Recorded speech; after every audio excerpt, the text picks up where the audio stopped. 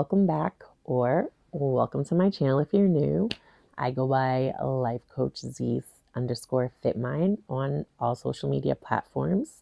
I figured I'd take some of these years of lived experience of this thing called life and let's talk about it. I always say that we are our own worst critics. And I believe that to be so because of the ants or automatic negative thoughts that we have running around in our brain pretty much rent free, might I add, all the time or pretty close to all the time. And if you're like, what are you talking about? Negative thoughts running around in my brain. So today I was having a conversation with somebody, and after about the third or fourth time of them asking me the same question and me repeating myself and what I was trying to clarify, I started spiraling and I started feeling myself shut down. I no longer wanted to have the conversation. My skin was getting hot. It was getting tingly. I was feeling emotional. Nope, not me. So I said, I was done. I'm good. I don't want to have this conversation no more. Forget it. I'll figure it out. Thankfully, the other party in this conversation was like, nah, we ain't doing that. No, this conversation was taking place for a reason. So we need to figure out what is going on with our communication that we are misunderstanding each other. I was still willing to continue listening and being a part of the conversation, but I also was very much aware of how my body was feeling. So I took a few steps back. I didn't want to be consoled. Don't try to make me feel better. Don't touch me. Let me go through physically whatever it is I need to go through. That's what I was thinking. That's not what I verbalized. I verbalized, don't touch me. Leave me alone.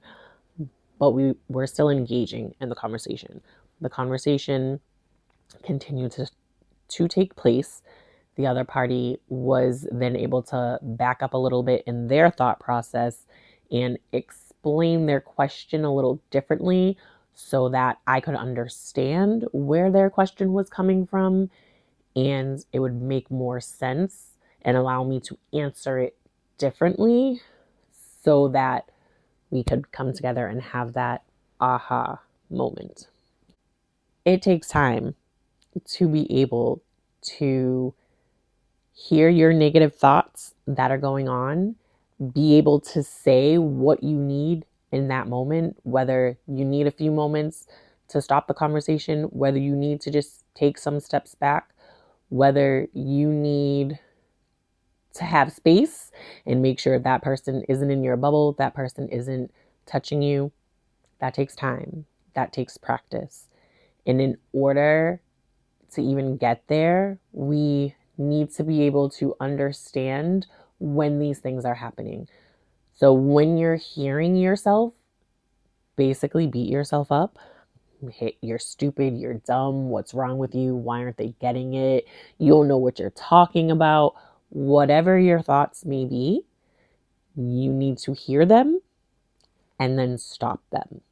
Whether you stop them by spinning it on something positive, like actually that's not true because this, and that, you interject and just flat out, no, that's not true.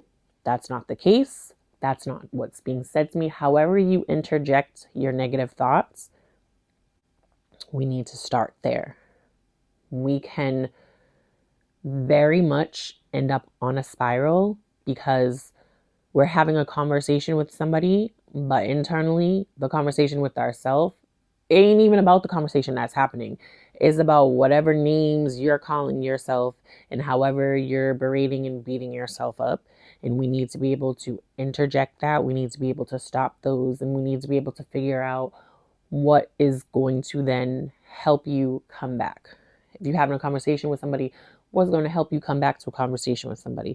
If you're having a meeting, you need to be able to stop. You need to be able to get your body back to baseline. Once re-regulated, continue with the conversation that's happening. The goal is to interject these ants as much as possible.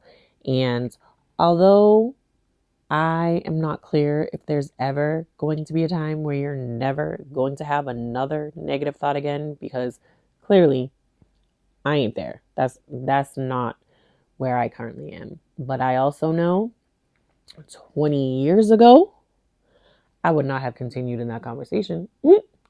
20 years ago, I wouldn't even stayed in the building.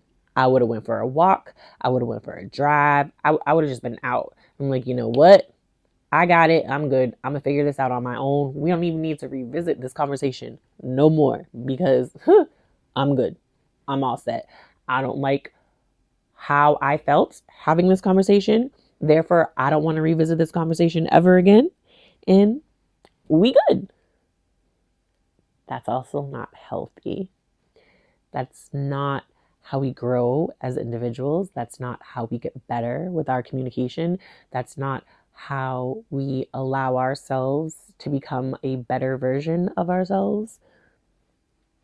The things that we need to work on are not going to be fun. They're not going to be easy, but they're going to make the most impact in our life. Because unfortunately, the really icky, tough spots in our life are the ones that we grow the most from. So you've been in a similar situation, you found yourself in a similar situation. Let's talk about it in the comments. Let me know, how did you know that something was going on with you? What did you do to get through whatever was taking place with you? And were you able to finish whatever put you in that space? Or if you didn't get to finish it, if you were to revisit it now, what things would you do differently so that you can finish?